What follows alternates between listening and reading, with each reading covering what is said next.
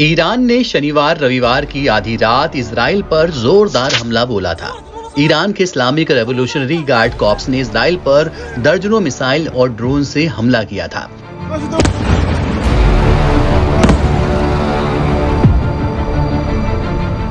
Iran ने इस हमले को ऑपरेशन ट्रू प्रॉमिस नाम दिया।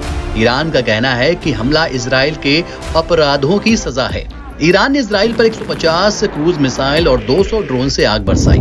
इजराइल के प्रधानमंत्री बेंजामिन नेतन्याहू ने तेल अवीव के क्रिया में वॉर कैबिनेट की मीटिंग बुलाई थी, जिसमें उन्होंने कहा था कि इजराइल मजबूत है और डिफेंस और अटैक दोनों तरह से किसी भी स्थिति से निपटने के लिए तैयार है।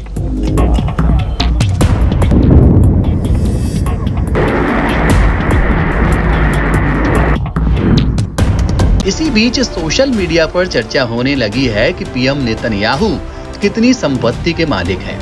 तो आपको बता दें कि वो अरबों की संपत्ति के मालिक हैं। आइए आपको बताते हैं बेंजामिन नेतन्याहू की नेटवर्थ और उनकी कमाई के बारे में। बेंजामिन नेतन्याहू एक इजरायली राजनेता हैं। मीडिया रिपोर्ट्स के मुताबिक बेंजामिन की कुल संपत्ति $13 मिलियन यानी करीब 130 लाख रुपए है।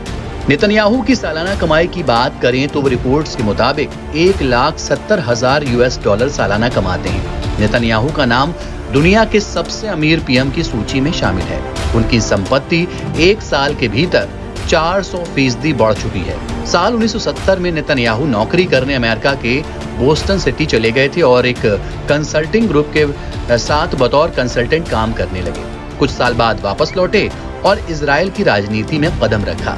पहली बार 1996 से 1999 तक प्रधानमंत्री बने और फिर 2009 में जब सत्ता पर काबिज हुए तो अभी तक कुर्सी नहीं छोड़ी। वो देश के पहले ऐसे पीएम हैं जिन्होंने लगातार 4 टर्म चुनाव जीता और अभी तक कुल 6 बार प्रधानमंत्री बन चुके हैं। अब वो नवंबर 2022 में फिर से चुने गए हैं। नेतन्याहू पर साल 2019 में रिश्वतखोरी, धोखाधड़ी और विश्वासघात के आरोप लगे थे। नेतन्याहू का जन्म 1949 में जाफा में हुआ था। उनका पालन पोषण यरूशलेम में हुआ। वो संयुक्त राज्य अमेरिका के हाई स्कूल में पढ़ाई करने के लिए गए थे। नेतन्याहू के पिता एक संशोधनवादी जियोनिस्ट थे। साल 1967 में नेतन्याहू इजरायली सेना में शामिल हो गए और जल्द एक कमांडो बन गए। उन्होंने 1973 के अरब इजराइल युद्ध के दौरान कप्तान की भूमिका भी निभाई थी। इजराइल के पीएम बेंजामिन नेतन्याहू पर धोखाधड़ी, विश्वासघात और भ्रष्टाचार के आरोप भी हैं। उन्हें साल 2019 में लंबे समय से चल रहे मामलों में करोड़पति दोस्तों से उपहार लेने के आरोप में आरोपित किया गया था। हालांकि नेतन्याहू ने किसी भी गलत काम से इनकार किया था। कई लोगों का मानना है कि नेतन्याहू इजराइल और दुनिया भर में एक विभाजनकारी व्यक्ति हैं। उन्होंने फिलिस्तीनियों के प्रति सख्त रुख अपनाया है और कब्जे वाले क्षेत्रों में इजरायली बस्तियों के प्रबल समर्थक हैं। संयुक्त राज्य अमेरिका के साथ उनके घनिष्ठ संबंध हैं और भ्रष्टाचार घोटालों के प्रबंधन की भी आलोचना उनकी हुई थी।